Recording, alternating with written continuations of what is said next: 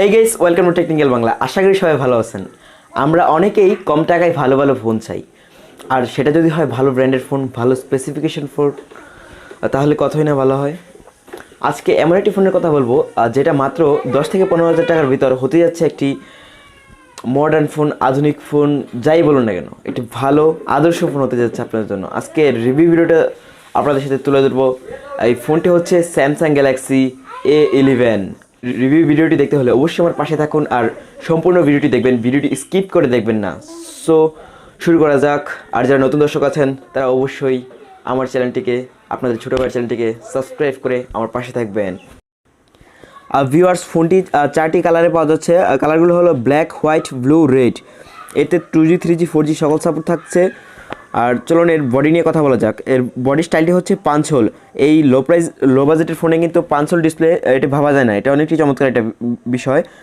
আর ফোনটি তৈরি হয়েছে, সামনে রয়েছে গ্লাস আর পেছনে রয়েছে প্লাস্টিক বডি।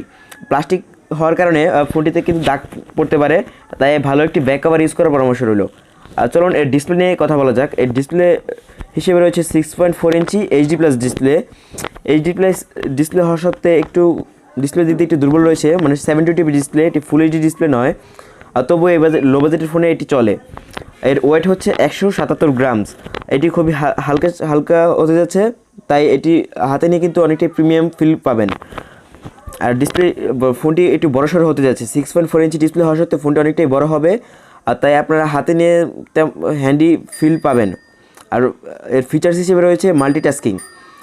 চলুন এর ক্যামেরা নিয়ে এবার কথা বলা যাক। এর ক্যামেরা হিসেবে প্রাইমারি ক্যামেরা সেটআপ হিসেবে রয়েছে ট্রিপল সেটআপ।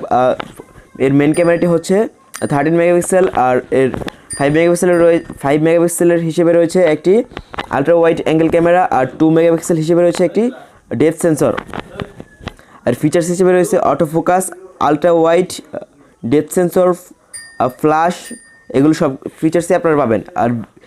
আর এর পিছনের ক্যামেরা দিয়ে ফুল HD ভিডিও আপনারা রেকর্ড করতে পারবেন। আর ফ্রন্ট ক্যামেরা 8 মেগাপিক্সেল রয়েছে, যা দিয়ে আপনারা ফুল HD ভিডিও রেকর্ড করতে পারবেন। এটি কিন্তু চমৎকার একটি বিষয়। ফ্রন্ট ক্যামেরা দিয়েও আপনারা ফুল HD ভিডিও রেকর্ডিং করতে পারবেন। এর ব্যাটারি হিসেবে রয়েছে non removal lithium ion 4000 mAh। 4000 mAh battery কিন্তু বর্তমান ফোনগুলোর জন্য এনাফ। আর এর ফাস্ট চার্জিং সাপোর্টে রয়েছে 15 ওয়াটের ফাস্ট চার্জিং, যেটি কিনা ফুল চার্জ হতে সময় নেবে 1 ঘন্টা 40 মিনিট। এর চিপসেটের ব্যাপারে এখনও জানা যায়নি, যেহেতু ফোনটি এখনও রিলিজ হয়নি, তাই এর চিপসেটের ব্যাপারে এখনও জানা যায়নি। এর র্যাম হিসেবে রয়েছে 2GB বা 3GB। আর প্রসেসর হিসেবে রয়েছে octa core up to 1.8 GHz, আর যেটা দিয়ে আপনারা মোটামুটি গেমিং করতে পারবেন আর সকল দৈনন্দিন কাজ করতে পারবেন। এর রম হিসেবে রয়েছে 32GB।